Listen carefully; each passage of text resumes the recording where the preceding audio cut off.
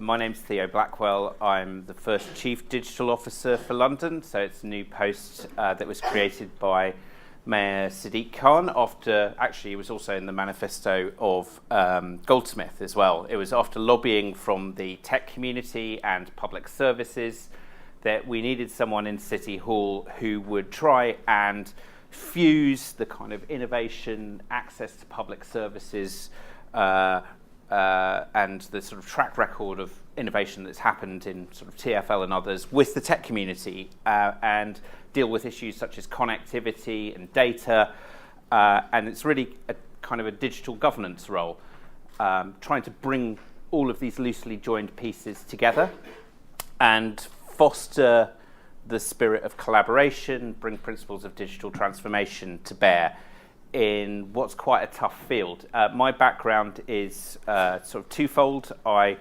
come from the video games industry, and I was in a startup, a GovTech startup, before I joined. But I was also in politics. I was a councillor for Camden Council, in charge of its finances for the last 7 years, from 2010 to 2017. So I had a sort of mix of city government and what was going on in the tech community. So the title of my talk today is Smarter London and Digital Transformation, because the word smart city is quite confusing, it's loaded, it means different things to different people, and really what I'm about is pivoting our thinking in London towards digital transformation and away from the idea that it's just about kind of big IT systems and mass data collection, data lakes, and gadgets and flying taxis and things like that, which, you know, to be honest, some areas of the world, you know, you do have experiments around these things. We do in London. But what was more important to me was how we fuse together progress, ideas of progress in London. So what we talked about in 2013, I wasn't around, but this was under Boris Johnson. The 2013, that's how London described what a smart city was. And as you can see, it's quite, I mean, I'm not saying these things aren't important, but it was talking about systems and efficiency. These things are, of course, fundamental to any organisation. But I think as we move towards 2018, we need to think about data innovation and meeting citizens' needs, adapting, if you like, the principles that were developed at Government Digital Service around design thinking towards our city. So I first started a big listening exercise, and we had over 80 meetings, international missions, an online discussion, public polling on citizens' views about data. Ironically, at the same time as Cambridge Analytica, we didn't quite plan it like that. People didn't have a huge amount of trust in social media giants, but thought that there was more job to be done in our public services of explaining what data we have and why we're using it. And that the use of our data is a really interesting thing, because of course, you know, what is city government? Collection of powers, a massive agglomeration of citizens' data. And if you look at Transport for London, biggest transport agency in Europe, you've got a huge amount of data which is actually published in an open format, that can be used for real civic benefit. And when I'm at City Hall, and you just think about the big concerns of City Hall, you know, housing, violence reduction, of course, but the overall the pressure that everybody talks about in the strategies is that London will grow by 2 million people over the next 20 years. And London is already extremely congested, and it's really expensive to put in infrastructure, as we know. So the idea about how we use data to ensure that we plan public services better and mobilise that is really, really important. So we talked to the business community, we went on international missions, we conducted for the first time an online discussion about the use of data. And what people told us from this exercise was that London, the idea of a smart city in London is on the one hand true. Look at Transport for London. You've got contactless payment, sort of popularised contactless payment in the UK through the innovation that happened there, and in transport systems for those who have adopted it across the world. But London is 32 boroughs, each with an average population of 250,000 people, which would be a kind of medium-sized city if you placed it in a European context or in a US context outside of kind of New York and LA. So it's actually many, many different smart cities. And in the future, over the next 20 years, as our London plan sets out, there'll be 40 areas of London, which are called opportunity areas, where basically there'll be new development. And some of them we didn't think of about 5 or 6 years ago, like Rotherhithe, like that whole peninsula, same size as King's Cross, will be redeveloped. The kind of technologies and the data that those technologies are collected in those areas will be substantially different, even from things that got planning consent this decade, like King's Cross. So London is actually not just, on the one hand, it's one smart city because you've got TfL and London-wide bodies like the Met and London Ambulance Service, but it's many smart cities. And what people wanted wasn't uniformity, but consistency, which brings us on to a discussion about standards. And what's the role of the mayoralty in promoting digital standards across all of these different areas of innovation? And what people were saying to us, especially UK entrepreneurs based in the US, is that they want our public services to be more bold. Now, they didn't quite say it like that. They said it in a kind of West Coast way. It's like, you need to kind of embrace failure, which of course is a little bit difficult for me if I want to go to Sadiq and I say, our main conclusion is embrace failure. That's not quite how it plays in the public service. We need to kind of play it in a slightly different way. So boldness as a public service value of our staff, to try things, try new things, to iterate, to try again if things don't succeed at first, rather than either letting failing things carry on or be afraid that something might not work. And this is one of the things that we need to really talk about in public services. And of course, it's not just about gadgets, it's about people. And this is really a discussion about design, user-centered design processes, and putting those at the heart of public services, which is of course a challenge because many councils are of course still quite hierarchical. Some have related to austerity just by reducing budgets by small amounts each year rather than undergoing fundamental reform. Some have. Camden was one of the authorities that looked again at budgets, introduced systems thinking, but there's a real variation across the board. And in the backdrop of this, given that the government has great ambitions about digital, except for local government, the digital strategy of the UK talks about lots of things, AI, what government can do, government transformation, but actually does not talk about the role of local government. A group of us, including new people who joined the Ministry of Housing, Communities and Local Government, created something called the Local Digital Declaration, which is an exhortation to local government to say, do these things. Think about redesigning services around the needs of people. That's essentially code for the principles of design thinking. Break the dependence on inflexible tech. The hashtag we use is fix the plumbing. Don't go running off. Think about the basics that we have, how data is shared, what is our legacy infrastructure. Design, again, comes up there. Demonstrate digital leadership, work in the open. Show people what you're doing, bring people with you. Many of our complex problems that require digital solutions or digital thinking will not require big solutions. They'll require a combination of small things fitting together. That's quite a challenge to politicians because they come into office and they want to do big things. But actually the narrative, the real complexity is explaining how small things coming together will solve big problems, air quality, knife crime.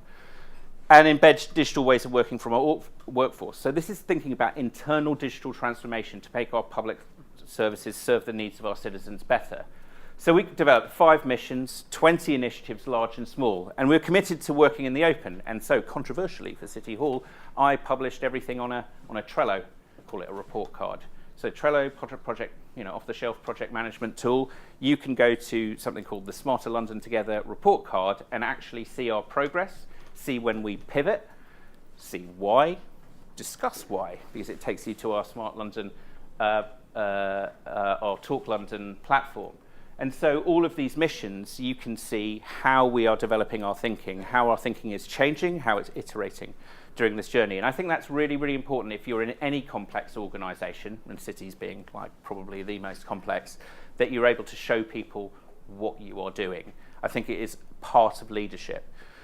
So 5 areas that we're looking at, and here we have a range of initiatives that we're doing in order to meet that. So first of all, to champion user-centred design. So for the first time from City Hall, we are saying user-centred design is a virtue. It's a methodology that people should adopt.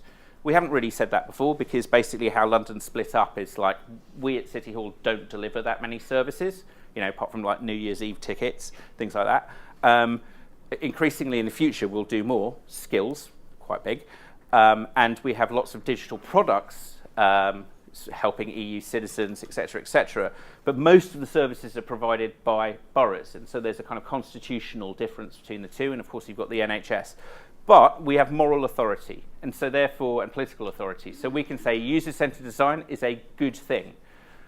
We can also fund initiatives which open ourselves up to the tech community.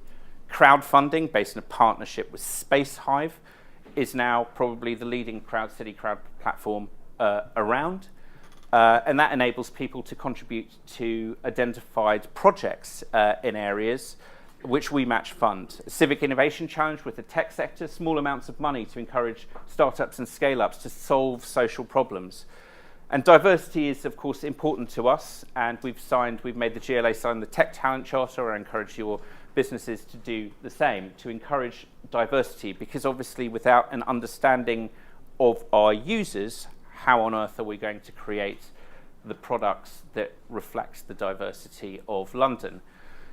Data is fundamentally important. So we've launched a new deal for city data, and we've taken a data sharing tool that was developed in the Northwest, in Cumbria, and we have issued lots of licenses for this. And this creates data sharing library, basically, of agreements between public services. One of the problems with data sharing across our public services is that people think that they can't or shouldn't, or someone takes a very restrictive view of the law.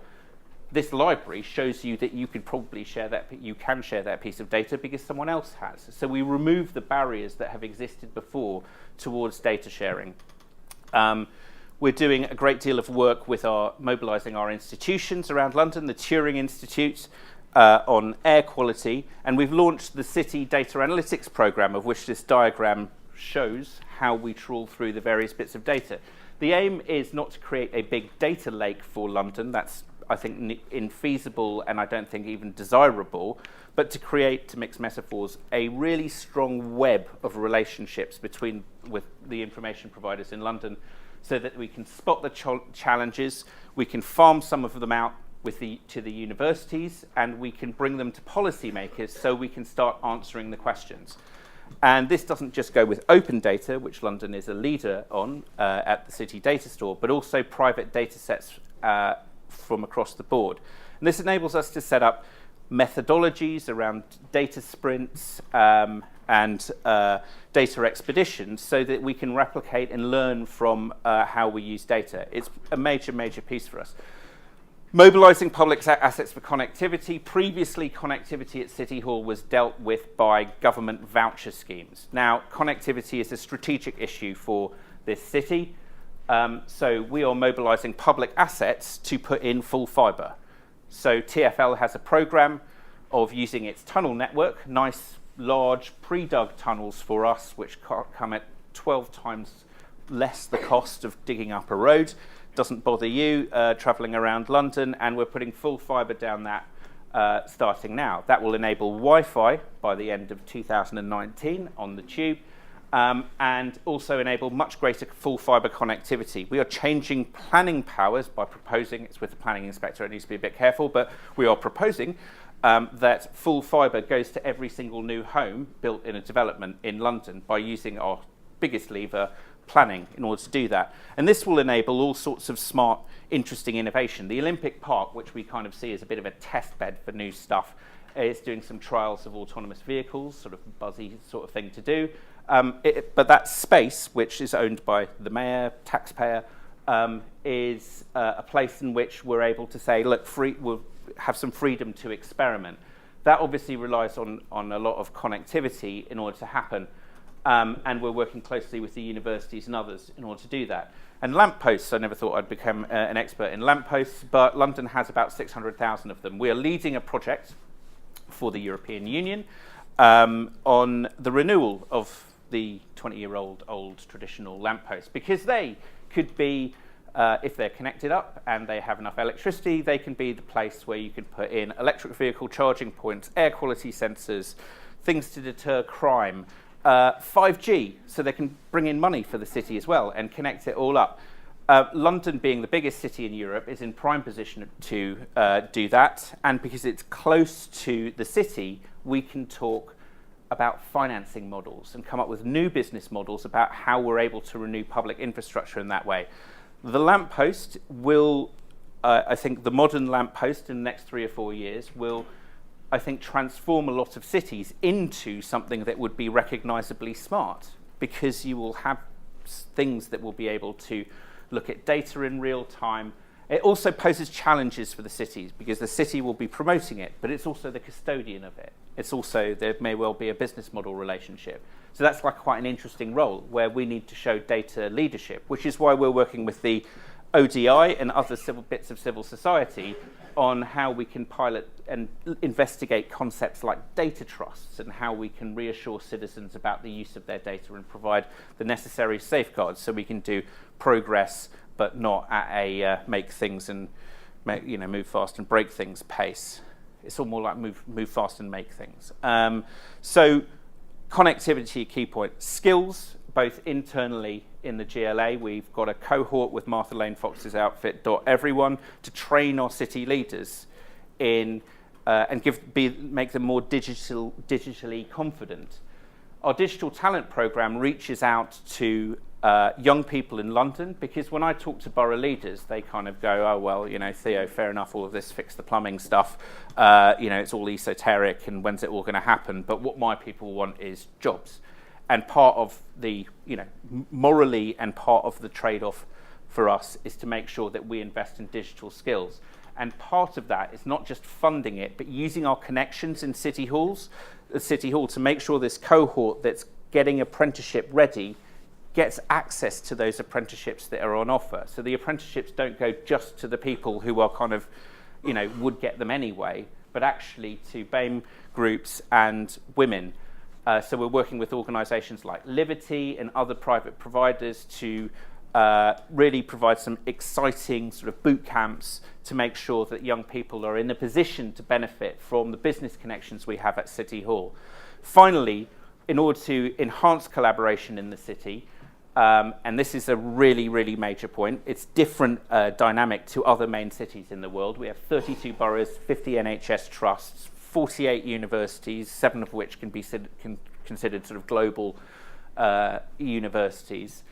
We need to ensure that we have the right functionality to collaborate. So I want to create something called Lottie, which is a new citywide function that will build common capability across the city, not working with every single public institution, but using the principles of the local digital declaration, which we'll ask people to sign if they want to join up, a coalition of the willing for the first time. Previously in London, what we've done is ad hoc joint procurements and shared services and things like that, instead of forming together people who actually want to play, they're a coalition of the willing and the able who otherwise would not be connected. So a number of boroughs that are real digital leaders, Barking and Dagenham, Camden on data, Hackney on service design, all around Greenwich on smart cities, Sutton hopefully, all of these boroughs that basically have a specialism in one thing or another, being around the same table and thinking about problems together. If 10 boroughs come together with us, that would represent a governed population of about 2.5 or 3 million people, that would be a kind of digital leadership cadre larger than most European cities. And that would be really, really exciting for us to trial innovation, not just in one borough, but together. Because boroughs, because of our constitution, do not get the benefits of scale that, for example, a London-wide organisation that TfL does. So we need to remedy that. And one of our main projects at the moment in the run-up to setting up this new organisation is about planning reform. Now, you might see in papers around, sort of like disputes between politicians about housing targets and loss of floor space and this, that, and the other. If you actually looked at planning data, it is across London, is actually in a really poor condition. It's in a poor condition right across the country. The government are concerned about this, and we want to lead the charge in creating more of a set of almost like a canonical register of what goes on in development here. If we do that, and we want to publish it openly in a live planning data hub, we will be able to, I hope, transform a planning system which is it's almost like something from the 1960s, which has just grown up with rules on top of it and cultures on top of it. If we can do that, we can get a greater sense of what the challenges are. We can promote more innovation, 3D modelling, better ways of digitally consulting our residents. At the moment, if a development goes on round the corner, you'll get a sort of unmarked envelope through the door saying something's happening, if you're lucky, and you open it. You can actually be engaged digitally about things like that. If you live on a borough boundary, as 750,000 people in this city do, your consultation of what happens over a borough boundary is extremely limited. All of these things can change if we do that data piece. So that's a really, really strong digital transformation project that's ongoing at the moment, which I regard as core business for the GLA, because amongst all of the other things that the GLA does, planning for the future of London is actually number one for it. So that's where we're starting. So, sorry about the end there, sort of apocryphal. So those 5 missions pivot our thinking about what a smart city is towards digital transformation, really, and building better capability for this city to be open to innovation in the future, however that may express itself or whatever it may be.